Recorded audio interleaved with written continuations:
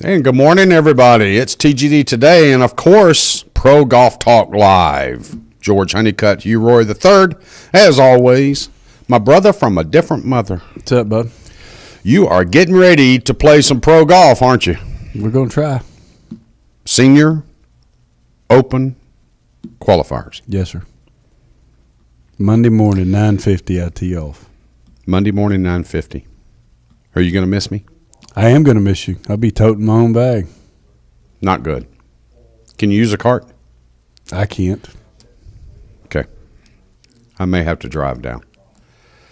Let me look. Let me check my schedule. I may have to drive down. Well, you're more than welcome. Just to be there to upset you. Pro Golf Talk Live, bud. A lot going on. A lot of tours in action. Actually, everybody. And some of our local flavor is up in Canada. We had Mr. Tyler Light on.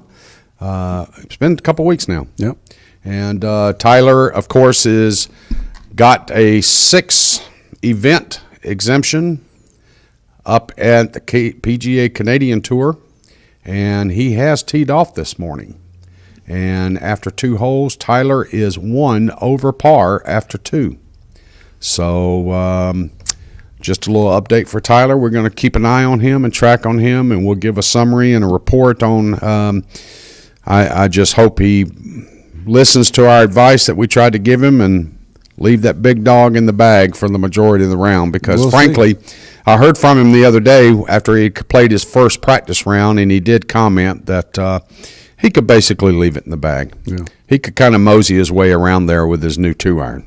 So we've got let's Thad hope he Weir does up that. there too. So one of my students. Thad, got Thad's Zach. He's got the 6 exemptions as well. He shot 67 to get the last spot. So when they went through the qualifying, and Zach Bird's up there. So it'll be fun to watch and see what they can do. Yeah, and wish them all the best of luck as they move on to this endeavor of making golf their profession. Exactly. So they got a long road to hoe. No doubt about it. So I look upon them as living the dream that I always had. They're doing that. They really are, and it's all about the commitment itself, George. You know, you commit to it physically, mentally, and everything else. You can get there, and it's you see some guys you've never even heard of playing on the PGA Tour now, and you just look at them and go, where did these guys come from? You know, and they went to some small school. Well, they just honestly, I think it's a little bit of maybe, you know, God's finger touching them and saying, okay, you can have this, or it can also be the fact they just wanted it more and they worked harder to get it. Right, exactly. So, good explanation there, Hugh. AT&T Byron Nelson, the PGA Tour continues its 2-event stay in Texas this week. Of course, again, dealing with some massive amount of rain. They dealt with it, of course, last week at Colonial. Now they're at the Byron Nelson, the AT&T Byron Nelson, and at TPC Four Seasons Resort in Irvine, Texas. Again, they're planning on rain every day, possibly up to 6 to 10 inches. I just hope they get it in. Reading and listening to some things the other day, and then talking with Daryl Moy the other night from Bridgestone. You know, he said, this. I don't know how they're going to ball in hand. They're going to have to. They have to through the green. He said there's flooding. I mean, there's lakes running over that you can't get across certain bridges. They've had to go in and make some adjustments to the bridges and do some. They've declared a state of emergency in Houston, which of course is the southern end of the tip of the state, and they are at the northern end with Dallas and Fort Worth. But again, they're getting all the same moisture out of the Gulf that the entire state is getting, and you know, Texas is not known for its tropical storms, let's say. Well, I tell you what, though, I've seen it in Houston where it's rained a half an inch and literally flooded underpasses. Oh, yeah. I mean, Houston floods quick, but they've got a ton of rain. And then for Dallas to be in the state that it's in, and Fort Worth, you know, Austin to be flooding. I mean, Austin's kind of in the middle, the plains of the, you know, and yeah. You go, wow. And it's a shame for these people because I know that this is a tournament everybody loves to go to. Obviously, Colonial for Mr. Hogan, this one for Mr. Nelson, and that was one of my personal favorites because I just love the man to death. And, it's a tournament you'd like to see played and played on a platform to where the best person wins. And this truly, last week Jordan Spieth was being considered to be the homeboy, but now this week he really is the homeboy. This is actually in his backyard. So, again, for Jordan, he's the number 2 player in the world. Being there, this is kind of like going to turn into some point in time going to be the Jordan Spieth show, at some point, say 10, 15 years down the road. Sure. Just like it is for the European Tour this week at the Irish Open. Again, it's Rory McIlroy, the host, the Rory McIlroy Foundation. So for Jordan, who knows? Maybe this he gets his name depending on his current and future performance on the PGA Tour. This may be known as the Byron Nelson Jordan Spieth AT&T. Who knows? So, again, Tom Gillis is out through 13 holes. He's at 5 under par. James Hahn is likewise at 5 under through 11. Stephen Boatwich is at 4 under. Jim Renner at 3 under. John Merrick at 3 under. Daniel Berger's at 3 under par. Graham DeLette at 2. Carl Peterson at 2. Michael Thompson at 2. Ryan Palmer, 2 under par. Vaughn Taylor is 2 through 9. He's 2 under through 9. D.A. Points, 2 under through 9. And Zach and Adwin and Eric Compton is likewise at 2 under par. So the tournament is getting off. They're getting started. They're starting off better than they did last week. Yes. Even the first round last week was delayed by a couple hours. So at least they're able to get out there. There is the return this week, and I'm curious, Hugh, to watch and see how he plays, because now we're literally within a couple of 3 weeks away from Chambers Bay, from the Open Championship, and Dustin Johnson is back out on tour. Good. So let's see how Dustin does, if he's taking some time off again after a Masters. And so he's at 1 under par through 9, so at least he's out there, and he looks like he's able to at least get it around the golf course.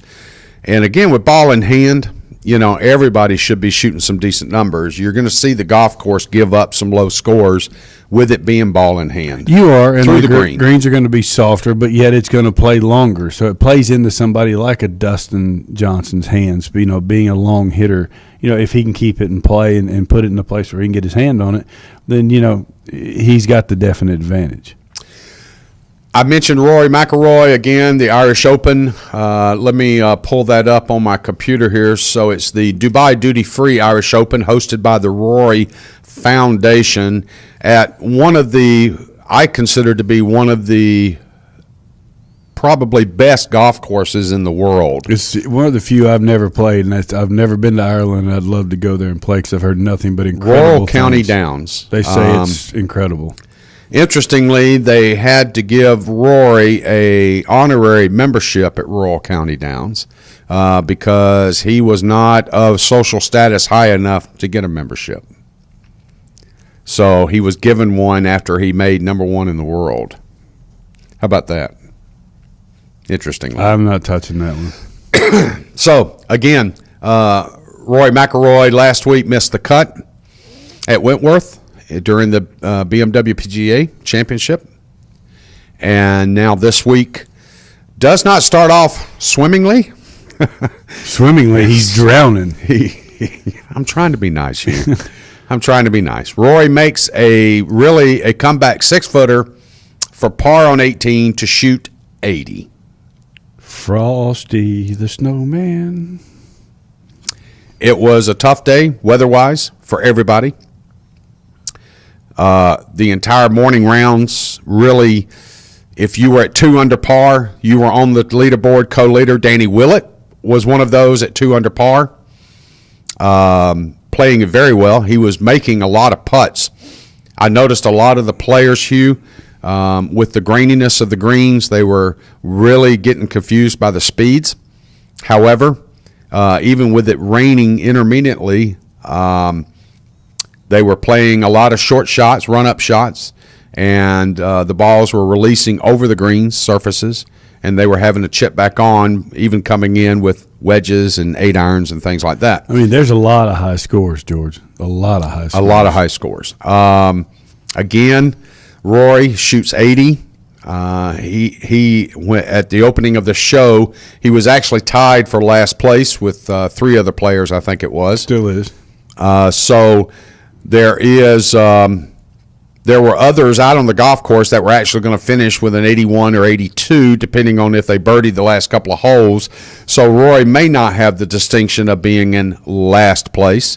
Well, as of right now, Reeve Whitson, Oliver Wilson, and Rory are tied for 153rd. Simon Dyson was 9 over and withdrew. Okay. And then you've got Thorborn Olsen at 8 over. You're looking at Martin Keimer, 8 over. I mean, there's Pablo Lorthobel. He's through 11. He's 6 over. So I mean, he's definitely going the wrong way. He's definitely going the wrong way. And I mean, but then you look up here and Fowler goes out and shoots, even par. Ernie's got it 1 under through. Let me see. I thought it was. And with the conditions this morning, Hugh, the winds at Royal County Downs and Rory and them had teed off on the back. Okay, so they were playing 1 through 9 as their second 9 today. And the back 9 was definitely, holes 10 through 18 were definitely playing easier with the wind. Holes 1 through 9 were playing extremely difficult because on 1 and 9, you were getting a little bit of tailwind, but the other remaining 7 holes crosswinds were crosswinds. Yeah. And you saw Rory, he kept trying to play the abbreviated swing, knocking it down, and he was getting ahead of it with his sternum, his head. Everything was going a little right, although he was pounding his driver. And so he was missing greens from being the only player in the fairways. Ricky Fowler had found himself in a couple of spots, especially the last 4 holes. I mean, he's hitting from gorse grass, he's hitting from sand mounds, he's hitting from all kind of places that you sit there and go, how did he miss the fairway that far? Mm-hmm. But yet he was getting it up and down and making par, if not the periodic bogey to finish at even par. So he was at 2 under co-leader for a while. So Ricky was playing well. He was also making some putts. Rory could not make a putt. He literally could not make a putt. He had several opportunities on the front, his first 9, which was 10 through 18. He had several birdie opportunities, 3 putts inside of 6 feet, and he missed them all. And it's not like he was just missing them on the edge. Yeah. He was missing them, Hugh, missing them. And he looked like he wasn't comfortable playing any shot. And you just have those days. Oh, yeah. There's no question. Is this something we worry about with the world number 1, or because he misses the cut last week? He has really an okay first day, but then the second day was just horrible at Wentworth. And then he comes here, the host, a lot of time demand on him. But, the crowds, they have sold out tickets every day. Isn't that fantastic? That's fantastic. 25,000 tickets sold each day. It goes to show you the European Tour was wrong and not going to get it sponsored and whatever, was going to cancel it, and he comes in, steps up, and it just shows how the draw. He's a draw, and he brings the people in there.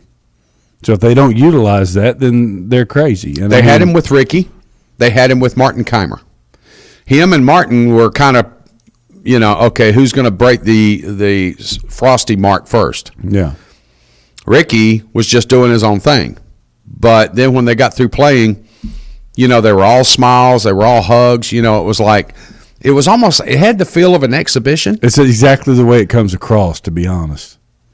Does that make sense? This whole thing. Oh, it absolutely it does. No question about it. Okay. I just, I'm sitting here going, okay. Now, they're going to play again tomorrow. They went off early this morning. Basically, East Coast Standard Time, you're looking at, they went off at about 3:20. Of course, the Godfather was up to watch the first shots. Tomorrow, they'll be afternoon. And so there'll be, of course, we'll see some early golf, but then, of course, Golf Channel, NBC Sports will go back to the coverage to catch Ricky and Rory playing tomorrow afternoon's round. I mean, you're looking right now at 2 overs the number at the moment, but there's a lot of holes to play, so you're looking at 2 to 3 over par being the number today. after today's round. So, I'd say tomorrow, if the weather stays similar, no more than, I'd say 3 to 5. And the weather is supposed to repeat itself over the next 4 days. There's not going to be much change. It's mid-50s as far as Fahrenheit temperature. It's going to be windy. It's going to be periodic rain, sometimes sheets of rain, other times just a mist. But again, with the wind chill, all these guys were wearing gloves. They had several layers of clothes on. And when the caddies aren't wearing shorts, it's probably pretty cold. It's chilly. Well, you're in Ireland. I mean, weather's about as predictable as a barometer. It's just wait 5 minutes, it'll change. Yeah. Yeah, no doubt about it. So, again, Alexander Levy is actually leading right now. Through 10 holes, he is 4 under par, which is excellent play today. Danny Willett, as I mentioned, through 18, he has finished his first round 2 under 69s in the clubhouse. Soren Yeltsin is at 2 under through 18. Emilio Grillo is 2 under through 18. And then you have several also at 2 under that have made it through 9 or 8 holes. So, again, one other person that I saw playing extremely well this morning, Hugh, and I was pleased because you and I specifically have mentioned, where did he go? Luke Donald. Thank you very much. I can read you like a book. Thank you very much. So, Bethany, I got him. She who must be obeyed has just walked into the studio. Yes, she has. How nice is that? But, yeah, 1 under par in those conditions and getting it just – I think him falling out of the so-called top 10, now all of a sudden it's kind of got his attention. Luke has to win this event to get into the Open. He is not in the Open as we speak. How about that? British Open. The British Open. Maybe that was enough light in the fire, enough I'm thinking lighter fluid, as you put it earlier, to light him up and send him down the hallway. As I mentioned, Luke has lost distance. He's lost, it seems, comfort. He's lost confidence. He's always been a great striker of the ball, but he's just not long. Yeah. This golf course, Royal County Downs, allows you to hit it out there at 265 versus carrying 290 to 300 and get your rollout and then send an approach shot up, where he's probably going to hit 6 iron versus Rory hitting a 9. Yeah. And it allows you to then – he was rolling the putter very well today. He was one of the few players that the ball wasn't hopping off the face when it left. And I was watching him play, and I'm sitting here going, oh, my goodness, can he keep this together for 4 days? I'm not going to be able to handle it if he does. Well, you can't turn any grayer, so you'll be fine. Okay. As long as it doesn't come out. Wow. But I agree with you. I wish you put your finger on his button in there and just shut him off. But I agree. I'm glad to see him start out like that. Hopefully he continues with it and can run with it for 4 days because it'll give himself a chance. Yeah, I agree. And again, with him not having the – right now qualifying for the British Open, maybe it spurs a spark. Maybe it gets a fire lit because he's done nothing but watch himself for the last 2 years fall down the world golf rankings, and that's quite obvious. Well, it's a shame. Put it to you this way. I mean, it says right here, George, the Open qualifying series, 3 players who are not already exempt and who finish in the top 10 at the Irish Open will secure places in the Open Championship at St. Andrews. Good. So he doesn't have to win. All he's got to do is finish top 10. Thanks for explaining that. Good stuff. So we wish him the best of luck for that. Absolutely. ShopRite LPGA Classic presented by Acer is going on at Galloway, New Jersey. And, of course, the LPGA, of course, being featured there. That'll be shown by Golf Channel for all 3 days of coverage. And you're looking at the lights of everybody, all the leaders, all the marquee names are playing up in New Jersey. So, again, they are getting ready for their Open Championship. Likewise, will be coming up right after the Men's Open at Chambers Bay. So, they're moving into their quote-unquote major champion, although they've already had one. Yeah. And one tournament that you and I are remiss of mentioning on Monday Morning Golf Wrap was the Senior PGA Championship of just last weekend at French Lick. and with Colin Montgomery winning that. I was going to say, you might have been remiss at not mentioning it, but No, you're remiss. You're a reporter. You're an analyst. You're a senior golf analyst. Play your role. Colin just went out and won the event. He went out and won it, and he won it big. At what I consider to be one of the hardest golf courses to play in this world. And with the weather conditions they had, you're correct. Yeah. You're correct. And hats off to Esteban Toledo, a very good friend of ours, finishing second. So, I mean, he jumped up in there and played well. So it was fun to watch. Some of the club pros were up there early. Jerry Haas was up there, and then he kind of fizzled back. He ended up the low club pro. But, it was a fun tournament to watch because you get to see people that you don't see much and guys that are in the actual golf business, and they're actually very good players. And you talk about a golf course, much like Augusta, that you do not get the sense of elevation change, topographical aspects of the golf course over the TV. French Lick is, without a doubt, one of the toughest topographical golf courses out there. Yeah. And we're talking about square foot areas on any given green that would be flat, and you're looking in the 6 to 8 foot range. The green may be 1,000 square feet. Oh, yeah. Oh, you saw 8 feet of it's going to be flat, and the rest of it is on an 8-degree slope. Yeah, and you see guys missing greens. You're going, how do you miss a green that big? And that's why. Much like where congratulations to the Stanford women's golf team for winning the NCAA Division I championship at Concession in Florida. That's got to be one of the hardest golf courses in the world. There you go. 20 over par was the low team. I know. And when those girls for the individual medalist, of course, individual champion, and they're going out and shooting 2 and 3 under, how good is that? Oh, it's incredible. And then you look at the fact USC's ranked number 1 in the country, and they go out in their DFL after the 4 days, and you're going, this golf course is ridiculous. Concession yesterday during the championship round for the team event, again, they came to the par 4. And Maria Stackhouse, who was the last player for Stanford, she was, quote-unquote, put into that position because she likes being on TV. Mm-hmm. She just eats it up. Whenever the camera light's on, she seems to tune it up. When you take the light off of her, she'll shoot 6 over 3 holes. But once you turn the camera on, she's going to go 2 under.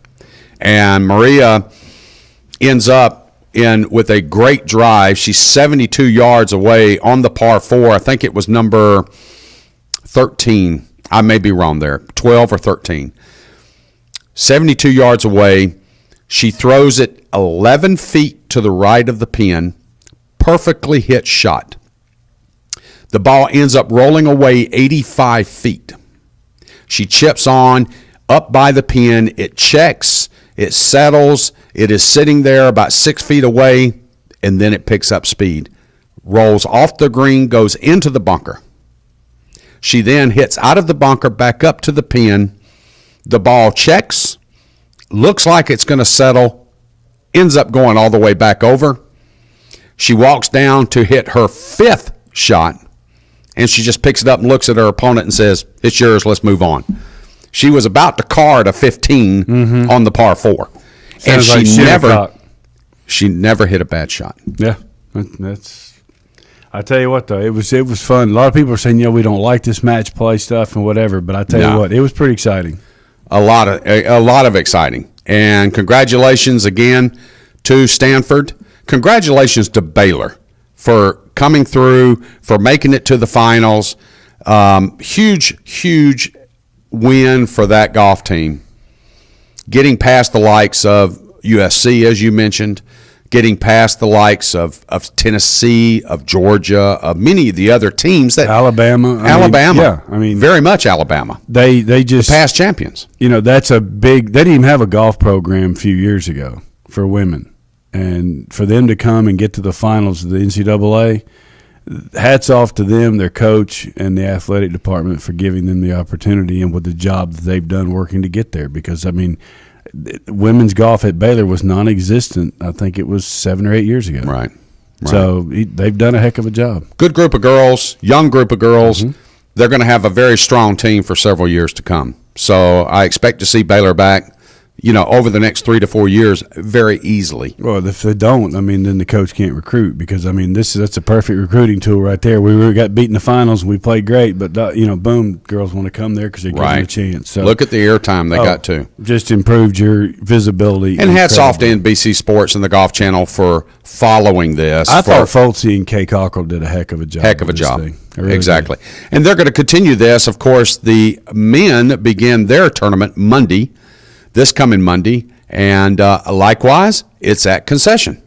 And so it's going to be a lot of fun watching them go back to the tips, which they'll extend the golf course about 1,200 yards from what the women played it at. 1,200 yards. And Concession with those greens and that mounding, and it's not getting a lot of water. No. The greens were rolling about 13 yesterday. I can only imagine what they're going to roll next week for the NCAA Division I Men's Championship. It'll be a ton of fun to watch. Again, for Hugh Roy III, George Honeycutt, thanks so much for joining us here on Pro Golf Talk Live. Of course, we'll bring you all the final outcomes, the results, and we hope that Rory makes the cut at the Irish Open. Do you think he will? You can bust me. I can what? You can bust me. Oh, I'm going to be all over you. You tee off 9:30 Monday morning, is that right? 9:50. 9:50. Okay. So you'll be up by 3. You can be there in time. I would. She who must be obeyed is here. I have to get permission to go down there and do that. I'll go beg. TGD Radio and TV are produced and broadcast by the Zeus Radio Network for thegolfdirector.com. When visiting the Golf Director, be sure to check out our featured course pages where you'll find up-to-date information about course conditions, specials, and much, much more. Need help with your next golf vacation? Just call Dave. Let's get it together, guys. One more time. Just call Dave. Thank you very much. Yes, sir. Give us a call, 844-GO-GOLF1, 844-464-6531. All of our programming is archived for viewing and listening on demand. How about that? A little Tennessee flair there. On demand. On demand. To catch up on any show you may have missed, click on the radio or the TGD TV tabs in the menu screen at thegolfdirector.com. We are now available on over 1 billion devices at iTunes, Audio Realm, TuneIn, YouTube, Ustream, Roku, Blueberry, and, of course, the Myrtle Beach Golf app. For HR3 Hugh Roy III, I'm George Honeycutt, and Big D's Behind the Glass. We want to thank all of you for joining and tuning in and watching us today. There's more golf news and information coming up next.